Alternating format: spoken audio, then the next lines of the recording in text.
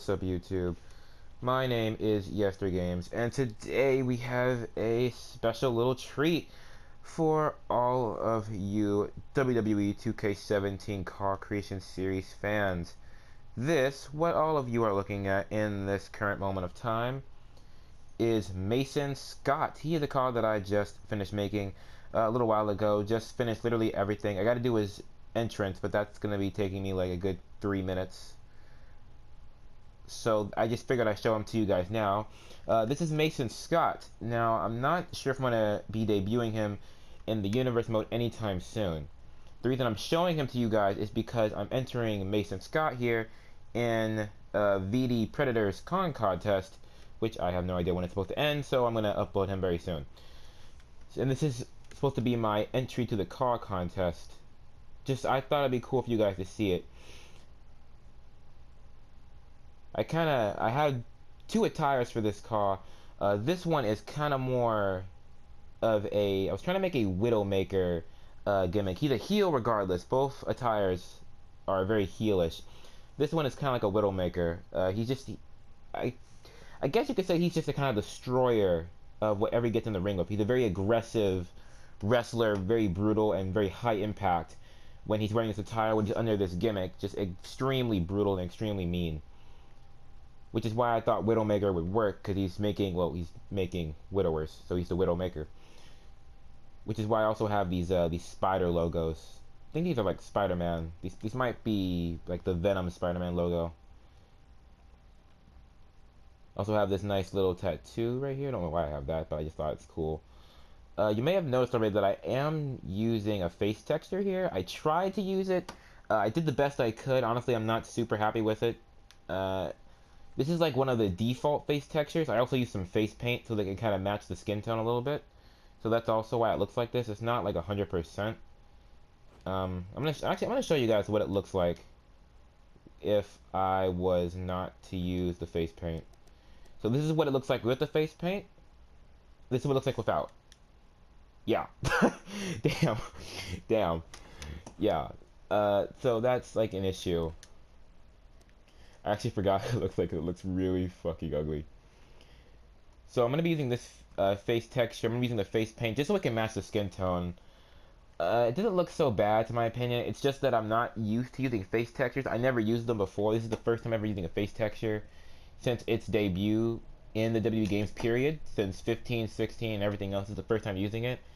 It doesn't look perfect, but I think it looks like okay. I'm just kind of having fun here. So that's why the face looks like that, if it looks weird. I also did use some wrinkles, because I wanted him to look a little bit older. I'm actually shooting for him, if you were to see him on the street, you would guess that he's about age 35 to maybe 41. So I'm trying to actually show some age in the face, which is why I have some wrinkles. I got some of that eye stuff going on, some wrinkles on the forehead, and I got some stuff around the mouth as well. You can't see it so much because of the beard, but I also do some stuff around there. And that's kind of it for this attire. Well, this wrestling attire. I'm pretty happy with how this turned out, actually. I think the triangles on the side of the tights are what really drew me to this. These are AJ Styles tights, by the way. I used some squares to block out the one and the Styles. Overall, I'm actually pretty happy with it, though. I think it looks pretty good. Now, here's his entrance attire. It's not a whole lot different. It's just this nice jacket. That's pretty much it. Just thought a jacket would be pretty simple. I thought it was okay. That looked pretty cool, actually. Like, combined, thought it was okay. Now, his second attire is a whole different gimmick entirely. I'm not really sure which attire or which gimmick he enters the wrestling world with. I just wanted to make two different attires, and I thought that this would be cool. And then before we get into the attire, I do want to point out right now that his finishing move is the vertical suplex powerbomb. And his signature, I can't remember what his signature actually is. I'll show it to you guys, because after I'm done here, I'm going to be showing you both entrances. He has different entrances depending on what attire he's using, as well as some snippets of his finisher, signature, some other stuff as well. So you guys be able to see it. But I thought it would be cool to have his signature and a finisher be like cut in parts. So he has one signature, one finisher, regardless of what happens. His signature is called Near, and its finisher is called Death. So when you put them together in the combo, it's near death. I thought it was a pretty cool. I might actually change how that sounds, so that is better. But I thought it was pretty cool that it would be a two-part kind of. You know, when you combo together, you didn't just do near, you didn't just do death, you just had near death. I thought it would be a pretty cool combo. Now here is his alternate. I guess it's an alternate attire. This is more like an alternate gimmick. His a second gimmick. Of course, I still have the same face texture, fall, you know, same tattoo, basic stuff, you know, same thing, same body type and everything, all that nonsense. His attire is what I thought was pretty cool. You guys may or may not know this. I've been watching a lot of Ring of Honor lately. I have been getting back into Ring of Honor. I've been off of it for so many years. Literally, so many years. And I'm starting to get back into it lately. With Christopher Daniels winning the Ring of Honor Championship, Adam Cole being the 3-time Ring of Honor Championship, the only one in Ring of Honor history, and just a lot of stuff. Leo Rush is actually a pretty big draw for ROH for me because I like that kid. That kid's cool. And Jay Lethal is actually a very big inspiration for this gimmick. Jay Lethal is the best first-generation wrestler of, well, ever. He's the best first-generation wrestler ever. So I thought that this would be also a good gimmick to use, first-generation wrestler. So I gave him this attire. Basic stuff on the wrist. I didn't give him any elbow pads to either attire. Didn't really want them. Didn't think he needed them. So here's his first-generation wrestler attire. I used all these triangles. When I was making this attire, I thought they would look pretty basic. I thought they were lame because I've seen this look before. But when I'm done, I think it actually looks pretty cool. I'm pretty happy with how it turned out. And as you can see right here, Curse the One, first generation, right there. Now, the first attire, the Widowmaker attire, I'm going to be calling it, is a little bit more aggressive, mean, very brutal. He works very, very well in Extreme Rules matches because he's just a very brutal person, very savage, just completely destructive. This attire is more like a cocky heel, more like a cocky, arrogant kind of heel. Not cowardly, just kind of cocky and arrogant, but can still get the job done. I suppose Edge, around the time he was facing John Cena for the WWE Championship, might be a good example. Maybe around Matt Hardy. I'm trying to think of some good heels that were cocky and arrogant, but were not, like, cowardly. Possibly The Rock? I think The Rock's heel run, one of his heel runs at least, was around that time. Maybe the Nation of Domination, but I'm probably thinking more of his, maybe Hollywood Rock heel was a better example for this. But this is what I'm kind of going for. A very cocky, arrogant kind of heel. First generation, of course. So I have this. Knee pads, and here's some Miz boots. I just will have some triangles right here just so I can keep the whole thing going. Red and yellow for this attire's color scheme. Of course, you could see red and orange for that one's. Now, this entrance attire I like more. I was able to do some more with it than the other one. Other one I just added a jacket on. I thought it worked, but I kind of like this one better. Here you see, here, the triangles go all around the jacket. I also got that red, oh man, I can't remember what it's called. I want to say cuff, but that's not what it's called.